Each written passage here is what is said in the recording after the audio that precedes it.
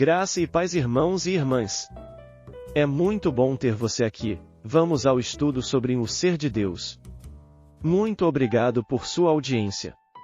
Mas antes, se você gosta de vídeos sobre a Bíblia, inscreva-se no nosso canal e ative o sininho e deixe o seu like. Isso nos ajuda muito a continuarmos trazendo conteúdo de qualidade. E não se esqueça de compartilhar esse vídeo com os amigos e familiares. Agora, vamos ao conteúdo. Neste vídeo sobre a vontade soberana de Deus, exploramos diversas facetas desse atributo divino e sua relação com a natureza moral e a soberania de Deus. Desde a complexidade dessa vontade, suas características e exemplos bíblicos que ilustram sua soberania. A vontade soberana de Deus é um aspecto fundamental de sua natureza e governa todas as coisas de acordo com seus propósitos eternos. Sua vontade é imutável, eficaz e está acima de qualquer outra, refletindo sua soberania sobre toda a criação. Está preparado para embarcar nessa jornada de entendimento. O ser de Deus, parte 33. Atributos comunicáveis, atributos da soberania de Deus, a vontade soberana e Deus. Como um ser pessoal e moral que é, Deus possui uma vontade. A sua inteligência exige que haja uma faculdade que o leve à ação, que é a vontade. Assim como sua inteligência e conhecimento são infinitos, assim também o é a sua vontade. Esta é uma de suas perfeições infinitas e pertence à sua natureza essencial.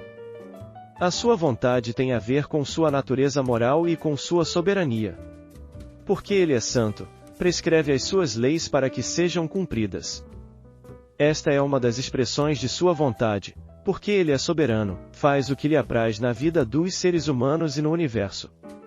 Todavia, a expressão vontade de Deus é muito mais complexa do que estas duas expressões podem sugerir. Os vários sentidos da expressão vontade de Deus.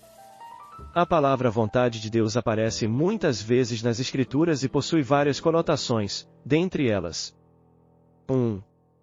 A completa natureza moral do ser de Deus, incluindo seus atributos como amor, santidade, justiça e etc. Neste caso, a palavra vontade indica a constituição divina. 2. A faculdade de determinação própria, isto é, a capacidade de determinar-se para uma ação, ou para formar um plano. 3. A regra de vida traçada para as suas criaturas racionais. 4. Expressão do prazer ou deleite de Deus. Características da vontade de Deus.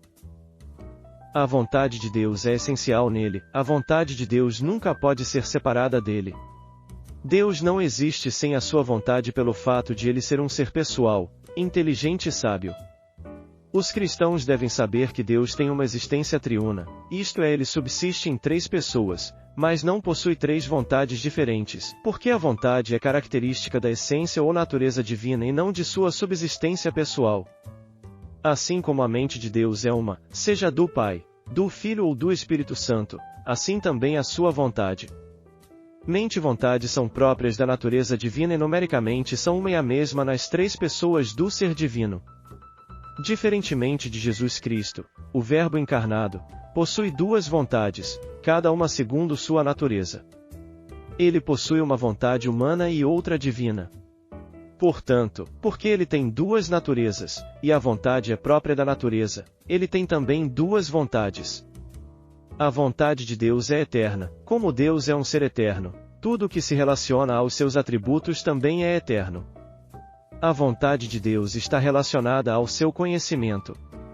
Tudo o que Deus prescreve para que o homem faça foi formulado na sua mente eterna. Tudo o que Deus faz na história foi determinado na eternidade.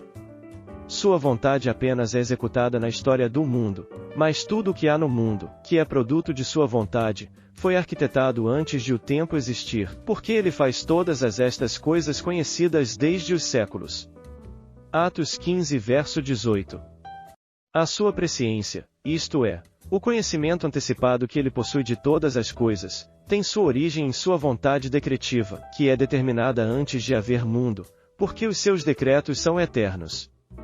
Se o seu conhecimento é eterno, certamente o é porque a sua vontade é eterna. A vontade de Deus é poderosa. A vontade de Deus não pode ser resistida. Há uma ilustração bem clara disto em Atos 16 do verso 6 ao 10, e, percorrendo a região frígio-gálata, tendo sido impedidos pelo Espírito Santo de pregar a palavra na Ásia, defrontando Mísia, tentavam ir para Bitínia, mas o Espírito de Jesus não o permitiu. E, tendo contornado Mísia, desceram a Troade. À noite, sobreveio a Paulo uma visão na qual um varão macedônio estava em pé e lhe rogava, dizendo: passa a Macedônia e ajuda-nos. Assim que teve a visão, imediatamente, procuramos partir para aquele destino, concluindo que Deus nos havia chamado para lhes anunciar o Evangelho. Paulo e Timóteo estavam querendo cumprir a vontade perceptiva de Deus de pregar o Evangelho a toda a criatura, como era a ordem de Jesus Cristo. Então, eles resolveram ir para a Ásia. No entanto, o texto nos informa que eles foram impedidos pelo Espírito de pregar a palavra na Ásia e tentaram então ir a Bitínia, mas outra vez o Espírito de Jesus não o permitiu. Deus impediu que eles executassem seus próprios planos, porque é o seu plano divino que está em primeiro lugar. A vontade soberana de Deus é poderosa e nenhum ser humano pode contrariá-la, nem no caso de querer fazer o que é certo, como aconteceu com Paulo e Timóteo nos versículos citados acima. A vontade do Senhor, por ser soberana, prevalece sobre a vontade dos homens. A vontade de Deus é imutável. A imutabilidade da vontade divina está fundada na imutabilidade do seu ser. Nada da vontade de Deus é mudado, nem os seus decretos, nem as suas prescrições para os homens, nem a sua vontade secreta, nem a revelada. Tudo o que é essencial no Senhor não muda e como a vontade é essencial nele, logo ela não poderia mesmo mudar. Devemos crer que a vontade decretiva de Deus é imutável porque está escrito na palavra. Por isto Deus, quando quis mostrar mais firmemente aos herdeiros da promessa a imutabilidade do seu propósito, se interpôs com juramento. Hebreus 6 verso 17. Ninguém pode fazer Deus voltar atrás ou impedi-lo de concretizar os seus propósitos. Devemos crer também que a vontade preceptiva de Deus é imutável porque os seus preceitos permanecem para sempre. O salmista diz que, para sempre, ó Senhor, está firmada a tua palavra no céu. Salmos 119 verso 89. Isto significa que ela é perene e que não se altera nunca, pois o céu nesta conotação, tem a ideia de ser eterno.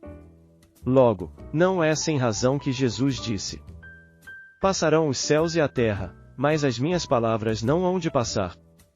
Significando dizer que o cosmos e o nosso planeta, na forma que existem, deixaram de existir, mas não os preceitos de Deus. Se Deus mudasse a sua vontade, seja a decretiva ou a preceptiva, ele a mudaria para melhor ou para pior. Esta conotação de melhor ou pior no ser divino é impossível, porque revelaria imperfeição e falta de sabedoria nele. A vontade de Deus é eficaz. O seu conselho sempre permanece de pé e sua vontade sempre prevalece. Do contrário, Deus não poderia ser chamado de o Todo-Poderoso. Porque Deus é onipotente, sua vontade é sempre eficaz. Se uma outra vontade pudesse se opor à dele, esta outra vontade seria superior à primeira e, neste caso, Deus ficaria impedido, por esta vontade, o que contrariaria a noção de um Deus forte. Basta ver os versículos de Isaías 14 do verso 24 ao 27. Jurou o Senhor dos Exércitos, dizendo: como pensei, assim sucederá, e, como determinei, assim se efetuará. Quebrantarei a Assíria na minha terra e nas minhas montanhas a pisarei, para que o seu jugo se aparte de Israel, e a sua carga se desvie dos ombros dele. Este é o desígnio que se formou concernente a toda a terra, e esta é a mão que está estendida sobre todas as nações. Porque o Senhor dos Exércitos o determinou, quem, pois, o invalidará? A sua mão está estendida, quem, pois, a fará voltar atrás? Algumas expressões de sua vontade decretiva são realizadas de maneira imediata, isto é, sem o uso de meios. A criação do universo e a regeneração nos seres caídos são dois exemplos. Ninguém pode ir contra uma ação imediata de Deus, pois esta vontade criadora e recriadora são atos poderosos de Deus que independem dos seres humanos, ainda que estes sejam beneficiários delas. A primeira tornou possível a vida natural dos seres humanos e a segunda a vida divina neles. A vontade de Deus é nascida somente nele. A vontade de Deus, seja decretiva ou preceptiva, é originada somente nele. Nada fora de Deus origina esta vontade. Nada do que ele deseja, planeja e decide fazer tem os seus motivos fora dele, sempre os motivos são nascidos dentro de seu próprio ser. Toda a causa de sua vontade está no seu ser, nunca fora dele. É por isto que sua vontade é soberana. Se houvesse algo maior do que ele ou anterior a ele, então se poderia pensar em algo mais excelente do que ele.